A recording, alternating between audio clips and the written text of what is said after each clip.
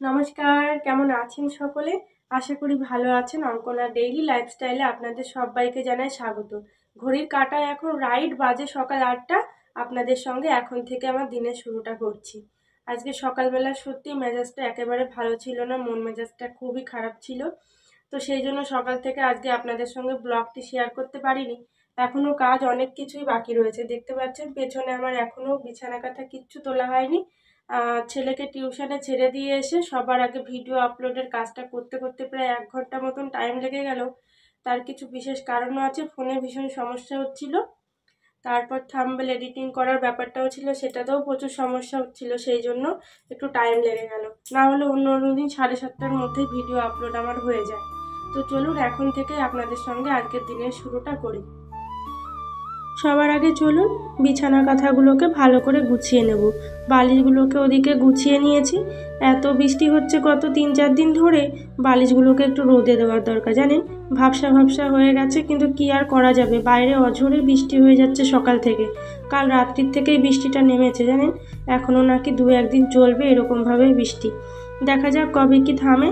তারপরে বালিশ কাঁথাগুলোকে একটু ভাবছি রোদে দেবো এবং ধুয়ে দেবো। মহালয়ার তো আর খুব একটা দেরি নেই, ভগবানকে ডাকছি যেন মহালয়ার আগে ভাগে বৃষ্টিটা কমে যায়, একটু রোদ যেন দেয়, তবেই ঘরের সমস্ত জিনিসপত্রগুলোকে ধোবো। শত কাজের মধ্যে দিয়েও নিজেকে পজিটিভ এবং অ্যাক্টিভ রাখি জানেন। অনেক দুশ্চিন্তার থেকে দূরে থাকার জন্যই হয়তো আজকে আমার এই পথটা বেছে নেওয়া, যে মানুষের কাছ থেকে কতখানি দূরে থাকা যায়। আর সবসময় চেষ্টা করবেন, আপনাদেরকেও একটা কথা বলছি যারা আমার এই ভিডিওটি দেখছেন, যে নিজের মানুষের কাছ থেকে না একটুখানি সাবধান হয়ে চলার। জানেন, নিজের মানুষেরা যখন একটু কষ্ট দেয়, তখন কিন্তু সেই কষ্টটা যে কত বড় আঘাত লাগে মনের মধ্যে, সেটা যারা পেয়েছে তারা অবশ্যই জানেন। তবে আমরা তো মেয়ে মানুষ, নারী জাত, আমাদেরকে যেখানে যেতে হয় সেখানে জলের মতন আকার ধারণ করতে হয়। বাপের বাড়ি ছেড়ে যখন শ্বশুর বাড়িতে আসা হয়, তখন তো এটাই শপথ করে আসা হয় যে ওই বাড়িটি আমার। তবে এখানে সব মানুষকে মানিয়ে গুছিয়ে চলাটাই হচ্ছে জীবন, তাই না বলুন? সকলকে পরকে আপন করে নেওয়াটাই হলো জীবন। তবে সব সময় চেষ্টা করি জানেন, যে নিজের কষ্ট হলেও যেন অন্যদেরকে কষ্ট দেব না। আর আমি একটু ভগবান বিশ্বাসী, তো সত্যি বলছি, আমি এই জিনিসটা মেনে চলি জানেন, যে পৃথিবীটা হচ্ছে গোল, আমি যেটা করব আমার সঙ্গে সেটাই হবে, তাই না বলুন? কারণ আমার পেছন পেছন কিন্তু চক্রের মতন সেটাই ঘুরছে। আমি সবসময় হয়তো এটা ভেবে চলি বলে আমার সঙ্গে এত খারাপ হয়, আর প্রতিনিয়ত এত খারাপ হয়েও চলছে। আপনাদের সঙ্গে গল্প করতে করতে বিছানার কাঁথাগুলো সব গুছিয়ে নিয়েছি, আলনাটিকেও ভালোভাবে গুছিয়ে নিয়েছি, জলের বোতলগুলোকেও সুন্দর করে জলটি ভরে নেব। আমার ঘরে এত পরিমাণে জল পড়ে, এই যে এই চাদরটি মেঝেতে পাতিয়ে দিয়েছিলাম, যাতে খাটের নিচগুলোতে জলটা না যেতে পারে। কারণ খাটের নিচে গিয়ে যদি জলটা বেঁধে থাকে, তবে আমার ওই কাঠের খাটটির ক্ষতি হয়ে যাবে। সেই জন্য এই বিছানার চাদরটি ওইখানে রেখে দিয়েছিলাম। পুরোটাই ভিজে গেছে, কিন্তু রোদ তো বাইরে নেই, তাই এই গাড়িটির উপরেই মেলে দিলাম। আপনাদের সঙ্গে আজকে ভয়েস রেকর্ড দিচ্ছি, জানি আমি খুব একটা ভালো হবে না। সত্যি বলছি, আজকে দিনের শুরুটাও হয়েছিল খারাপ। আর মন মানসিকতা না, বললাম তো, নিজের মানুষের কাছ থেকে আঘাত পেলে বড্ড খারাপ লাগে। আর যার জন্য সর্বস্ব ত্যাগ করলাম, আজকে সে যদি না কষ্টটা বোঝে, তাহলে আর কিছু করার নেই। তবে আপনাদের দাদা ভাইয়ের উদ্দেশ্যে আমি কথাটা বলছি না, আপনাদের দাদা ভাইয়ের মতন মানুষ হয় না। আমার স্বামী বলতে গেলে নাম্বার 1 স্বামী, সব দিকে আমাকে সাপোর্ট করে। আমি যার কথা বলছি সে অবশ্যই বুঝতে পারবে যদি আমার ভিডিওটি দেখে। যাই হোক, চলুন, ঘর গোছানোটা আমার একটা হ্যাবিটের মধ্যে এসে পড়েছে। একটু অগোছালো জিনিস এখন আর আমি দেখতে পারি না জানেন। আর সত্যি বলছি, এটা একটা অভ্যাসে এসেও পরিণত হয়েছে, যে অগোছালো জিনিস চোখের সামনে থাকলেই অ্যালার্জির মতন গায়ের মধ্যে বেঁধে, যে কতক্ষণে সেই কাজটি আগে করব। এখনও অনেক গুরুত্বপূর্ণ কাজ পড়ে রয়েছে, সেটি আগে না করে ভাবলাম চলুন আগে আমার এই ঘরটিকে গুছিয়ে নিই, তবে গিয়েই ওই কাজটি করব। ছেলেকে ছেড়ে দিয়ে এসেছি টিউশনে, ওকে আবার আনতে যাওয়ার তাড়াও রয়েছে। এর মধ্যে আবার ভাবছি, বাইরেতে এত বৃষ্টি হচ্ছে, আমি যাবই বা কীভাবে ছেলেকে আনতে। দেখেছেন বাইরে কী পরিমাণে বৃষ্টি হয়েছে। তবে বৃষ্টি হওয়ার জন্য গাছগুলো অপূর্ব সুন্দর রূপ ধারণ করেছে, দেখেছেন? পুরো সবুজে সবুজ, উপরের ধুলোকণা যা ছিল সমস্ত কিছু ধুয়ে পরিষ্কার হয়ে গেছে, পুরো তার সবুজ বর্ণটি ধারণ করেছে। বাসি কাপড় জামাগুলোকে সকালবেলায় ভিজিয়ে দিয়েছিলাম, এখন ধুয়ে বিপদে পড়ে গেছি, কোথা দিয়ে টেনে নিয়ে বেড়াবো বলুন তো। কিন্তু ঘরের এদিক ওদিক যেখানে একটু দড়ি টানানো আছে সেই জায়গাগুলোতেই মেলে দিচ্ছি। আর ঘরটি দেখেছেন পুরো ভাঙাচোরা। কেন একটু রাখো, আবার বিস্কুট খাওয়ার জন্য লাগবে। আচ্ছা, আগে এটা কিনে আগে হ্যাপি হ্যাপি খাবে তাই? দাও খুলে দাও। এটা তোমার জন্য মা, বুঝলে? আজকে সবকিছু পড়েছো তো ঠিকভাবে? লিখেছিলে আজকে লিখেছিলে ভালোভাবে? ওইটা তোমার জন্য। ঠিক আছে, আমার জন্য। আচ্ছা আমার হ্যাপি হ্যাপি ঠিক আছে। দুপুরবেলা রান্নার সমস্ত জিনিসপত্র গুছিয়ে নিয়েছি। চিকেন এনেছিল, আজ বৃহস্পতিবার চিকেনটা খাওয়ার বা ইচ্ছা ছিল না, কিন্তু আপনাদের দাদাভাই নাকি বাজারে গিয়ে কাল কোনো সবজি পায়নি, কারণ এখানে তো অঝোরে বৃষ্টি হচ্ছে, সবজির দোকানপাট নাও খুলতে পারে, তাই চিকেন নিয়ে চলে এসেছিল। সব জিনিসপত্র গুছিয়ে রেখে স্নান করে চলে এসেছি। এখনও কিন্তু টিপটাপ টিপটাপ করে বৃষ্টি কিন্তু পড়ছে, তার মধ্যেই চলে এসেছি ফুল তুলতে, কারণ ঠাকুরকে তো ফুল দিতে হবে বৃহস্পতিবার। আর প্রত্যেক দিনই ঠাকুরের সামনে আমার গাছে যেটুকু যা ফুল ফোটে আমি ঠাকুরের চরণে দিয়ে আসি, কারণ প্রত্যেকটি ফুলেরই আশা থাকে ঠাকুরের চরণে যাওয়ার, তাই না বলুন? আমরা যেমন প্রত্যেক দিন ঠাকুরের কাছে একটিবার হলেও যাওয়ার চেষ্টা করি, তো ওদেরও তো ইচ্ছা করে। প্রত্যেকটি মানুষ বা প্রত্যেকটি জড় পদার্থ, জীব পদার্থ, জড়দের তো আর কোনো প্রাণ হয় না, কিন্তু সবারই ইচ্ছা করে যে মা ঠাকুরের কাছে একটিবার যাবার। আজও সেই রিকোয়েস্টের জন্য শাড়িটি পরা, জানেন? আমার এই ছোট্ট ছেলে ও সবসময় বলে মা তুমি সেজে গুজে থাকবে। আমি নাকি মনমরা হয়ে থাকলে ওর একটুও ভালো লাগে না। আর সত্যি বলছি, ওর বয়স হিসাবেও এত ম্যাচিওর আর এত বোঝে। আপনার বিশেষ করে আমার কষ্ট বলে ও এতটা ভেঙে পড়ে, যার জন্য শত মন খারাপ হলেও ওর সামনে কখনোই আমি ভেঙে পড়ি না, জানেন? হাসি মুখ নিয়ে ওর সামনে কথা বলতে হয়। বৃহস্পতিবারের পুজোটা করতে বসে পড়েছি। আজ খুব একটা পুজোর জন্য আয়োজনও করতে পারিনি, জানেন? অন্যদিন একটা পান কিনে নিয়ে আসি দোকান থেকে, আজ তো বৃষ্টি হচ্ছিল, তাছাড়া বললাম না মন ভালো নেই, সেই জন্য আজকে পানটা যে আমি দোকান থেকে আনবো সেটিও আর মনে ছিল না। ঘরে যা ছিল সেইটুকু দিয়েই মা লক্ষ্মীর আজকে পুজোটা সেরে নেব। ক্ষমা চেয়ে নিয়েছি মা লক্ষ্মীর কাছে যে মা কোনো আজকে দোষ নিও না, কারণ আজকে একেবারেই ভালো লাগছিল না। আর সংসার জীবন মানেই কোলাহল, আনন্দ, সমস্ত কিছু নিয়েই কিন্তু হচ্ছে একটা সংসার। তো ভালো মন্দ নিয়েই তো মানুষের জীবন। সব সময় যে মানুষের ভালো যাবে এর তো কোনো মানে নেই।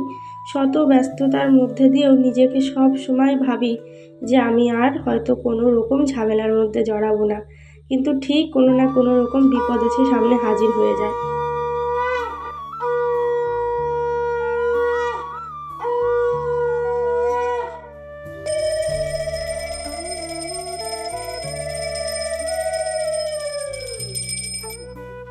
চলুন ঠাকুর পুজোটাও সেরে নিলাম, এরপরে যাব রান্নাবান্নার কাজ করতে। শত কাজের মধ্যেও এত চেষ্টা করি মানুষের মন জুগিয়ে চলার, কিন্তু হয়তো ভালো বউ হতে পেরেছি, ভালো বৌমা হয়তো হয়ে উঠতে পারিনি, জানেন? যাই হোক, চলুন। একটা মানুষ তো পৃথিবীর সকলের কাছে ভালো হতে পারে না, বলুন? আপনি কারোর না কারোর কাছে অবশ্যই খারাপ। যতই ভালো কাজ করবেন না কেন, পিছন পিছন আপনার বদনাম কিন্তু অবশ্যই করবে। মাংস রান্নাটা একটুখানি আপনাদের সঙ্গে শেয়ার করি। সর্ষের তেল দিয়েছিলাম, আলুগুলোকে ভালো করে ভেজে একটুখানি চিনি দিলাম ক্যারামেল করার জন্য। তার মধ্যে চিনিটা একটু ক্যারামেল আকার ধারণ করলে গোটা এলাচ, তেজপাতা, শুকনো লঙ্কা, জিরে, লবঙ্গ, দারচিনি ফোড়ন দিয়ে সেটার একটা মিষ্টি মিষ্টি গন্ধ বের হওয়ার পরে পেঁয়াজ কুচি দিয়ে দিলাম। এবার পেঁয়াজ কুচিটাকে তাড়াতাড়ি নরম করার জন্য এবং তাড়াতাড়ি করে ভাজা হওয়ার জন্য কি করব জানেন? এটার মধ্যে আমার যতটা পরিমাণ মাংসতে লবণ লাগবে সমস্তটা লবণ এর মধ্যে দিয়ে পেঁয়াজটাকে ভালো করে কষাই করে নেব। চলুন ভাতটিও বসিয়ে দিই। আপনারা অনেকেই হয়তো ভাববেন যে দিদি শাড়ি পরে ভিডিও কেন করছে। সত্যি বলছি, শাড়ি পরে কাজ না করতে করতে ভারী একটা অভ্যাস খারাপ হয়ে গিয়েছে, এখন আর শাড়ি পরতেও ইচ্ছে করে না। তবে আমার ছোট্ট ছেলে এত বায়না করে, মা তুমি সেজে থাকবে, তুমি শাড়ি পরে থাকবে, ওর এই ছোটো ছোটো বায়নাগুলোকে না আমি কখনো ফেলতে পারি না। আর আমার তো সর্বস্ব জীবন জুড়ে ও।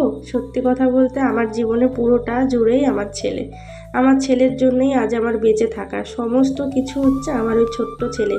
আর যেদিন ও আমার সাথ ছেড়ে দেবে হয়তো আমিও আমার জীবন থেকে চলে যাব। সত্যি বলছি, এরকমই হচ্ছে আমার জীবন। চলুন বৃষ্টির মধ্যে সাইকেলটাকে রেখে দেবো, রান্না ওদিকে চাপিয়ে সাইকেল তুলে নিলাম। এদিকে আমার রান্নাটাও প্রায় কমপ্লিট হয়ে এসছে। মাংসটা কষাই করে জল ঢেলে দিয়েছি। নামানোর আগে সামান্য পরিমাণে একটু গরম মশলা দিয়ে মাংসটি নামিয়ে নেব। আজকে একটু ঝোল ঝোল করব, খুব একটা ভাবছি আজকে কষা করব না, কারণ দুবেলা যেহেতু খেতে হবে, দুবেলার বেশিই হয়ে যাবে। কারণ আমি তো চিকেন খুব একটা খাই না, এক পিস আর এক পিস আলু, এক পিস চিকেন এক পিস আলু হলেই আমার খাওয়া হয়ে যায়। আর চিকেন আর মাছ না এখন না খেতে খেতে একেবারে খেতে ইচ্ছে করে না। না খেতে খেতে বলতে কি, আপনাদের দাদাভাই আমাকে একটা সময় এত মাছ মাংস খাইয়েছে, সেই জন্য এখন আর খেতে ইচ্ছে করে না। এই হচ্ছে বিষয়। সমস্ত শাড়িগুলোকে পুজোর আগে ভাবছি একটু ভালো করে সাজিয়ে নেব। এই সমস্ত শাড়িগুলো হচ্ছে আমার বিয়ের সময় পাওয়া, জানেন। আমি কটা শাড়ি কিনেছি সেটা আপনাদের সঙ্গে দেখাবো বিয়ের পরে এই 6-7 বছরে।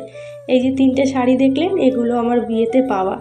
এই যে অরেঞ্জ কালারের শাড়িটি দেখছেন, নীল কালারের শাড়িটি দেখছেন, এগুলোও আমার বিয়েতে পাওয়া। শুধু অরেঞ্জ কালারের শাড়িটি 400 টাকা দিয়ে আমি কিনেছিলাম, কিন্তু শাড়িটি একেবারেই খারাপ, পরার মতন নয়। যেহেতু অনলাইন থেকে কেনা হয়েছিল, সেজন্য আর ওটা পরতে পারিনি।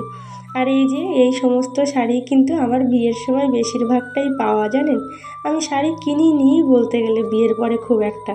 এবার পুজোতে আপনাদের দাদাভাই যে শাড়িটি আমাকে দিয়েছে, চলুন সেটি একটিবার দেখাই। এই ব্লু কালারের শাড়িটি এর আগের বছর আমার মা দিয়েছিল, আর উপরের এই পার্পল কালারের শাড়িটি এবার বছর আপনাদের দাদাভাই আমাকে দিয়েছে। আর রেড কালারের যে নিচের শাড়িটি, এটা আপনাদের দাদাভাই আমাকে বিয়ের আগে আমার জন্মদিনে উপহার দিয়েছিল। আর এই যে পার্পল কালারের শাড়িটি এবার হচ্ছে আমাকে পুজোয় দিয়েছে। আমার ব্যাগগুলোকে আমি এখানেই সাজিয়ে রেখেছি। আরও অনেক ব্যাগ আছে, জানেন, বিয়েতে পেয়েছিলাম। তো সেই ব্যাগগুলোকেও আমি আলমারিতে রেখে দিয়েছি। কিছু কিছু ব্যাগ আমার কেনা আছে, সেগুলো না হয় অন্য একটা দিন দেখাবো যদি আপনারা দেখতে চান।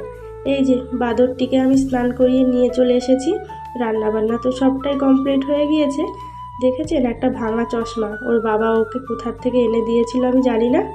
চশমাটার গ্লাস নেই, সেটাই মুখে নিয়ে ঘুরছে আর বলছে, মা আমাকে কি নেতাজি সুভাষচন্দ্র বসুর মতন লাগছে? আমি বলি, হ্যাঁ রে বাবা। ওর কথাটা শুনে আমার এত হাসি পাচ্ছিল, কি বলবো আপনাদের। চলুন আমার 2 ছেলেকে খাবার দিয়ে দিই। 2 ছেলে কেন বললাম, শ্বশুরমশাই আর আমার ছেলে। তো ওটাও তো আমার বড় সন্তানের মতনই বলুন। দুপুরবেলা ঘুমিয়েছিলাম সকলে, ঘুম থেকে উঠে পড়েছি সন্ধ্যাবেলাতে, সন্ধ্যাবাতি দিয়ে ঠাকুরকে। এবার ছেলের জন্য করছি দুধ গরম, আর শ্বশুরমশাইয়ের জন্য চা করেছি। ওদিকে ওনাকে দিয়ে আসা হয়ে গেছে, সেটা আর আপনাদের সঙ্গে শেয়ার করলাম না, কারণ ভিডিওটি তবে অনেকটা বড় হয়ে যাবে। ছেলেকে এখন একটু বর্নভিটার দুধ দিয়ে ওকে আবার পড়াতে বসতে হবে, জানেন। কারণ আজ দুপুরবেলাতে আর পড়তে বসেনি। অন্য দিন হালকা একটু দুপুরবেলাতেও পড়াতে বসাই, কিন্তু আজ একটুও বসেনি। তাড়াহুড়া করে ওকে নিয়ে বসবো। আমার আবার করছিল ঠান্ডা ঠান্ডা, জানেন। ওকে বললাম, বাবা রে ফ্যানটা একটু বন্ধ কর। বলছে, না ফ্যান বন্ধ করা যাবে না। দেখুন ও বাইরের আমাকে বর্ণনা দিচ্ছে যে বাইরে বৃষ্টি হচ্ছিল, এরকম আওয়াজ হচ্ছিল, ওরকম আওয়াজ হচ্ছিল। চলুন ওকে বসিয়েছি ড্রয়িং করতে, কারণ সবে তো ঘুম থেকে উঠলো। এখনই যদি পড়াতে বসি, পড়ার দিকে মন থাকবে না। তাই বললাম, বাবা কিছুক্ষণ ড্রয়িং কর, আমি আমার পড়াটা কমপ্লিট করে নিই, ততক্ষণে তুই তোর মতন কাজ কর। আমার পড়া কমপ্লিট হয়ে গেলে তবে তোকে নিয়ে বসবো। চলুন ওকে পড়িয়ে দিয়েছি। রাত্রের ভাতও হয়ে গেছে। আজ আর রুটি করব না। চুল বেনি করে নিয়ে রাত্রে শুতে যাওয়ার আগে একটিবার একটু গরম জল করে খেয়ে প্রত্যেক দিন আমি শুতে যাই। দায়িত্ব সহকারে এই কাজটি প্রত্যেক দিনই করি, সেটি আজকে একটু শেয়ার করলাম আপনাদের সঙ্গে। ভিডিওটি তবে আজকে এখানেই শেষ করছি। আপনারা ভালো থাকবেন, সুস্থ থাকবেন। আর ভিডিওটি যদি ভালো লাগে অবশ্যই একটি লাইক দিয়ে অবশ্যই সকলে কমেন্টের মাধ্যমে জানাবেন কেমন লাগলো। আর চ্যানেলটিকে অবশ্যই সাবস্ক্রাইব করে পাশে থাকা বেল আইকনটি প্রেস করে রাখবেন, যাতে যে কোনো ভিডিও দিই না কেন সবার আগে নোটিফিকেশন তোমাদের কাছে চলে যায়।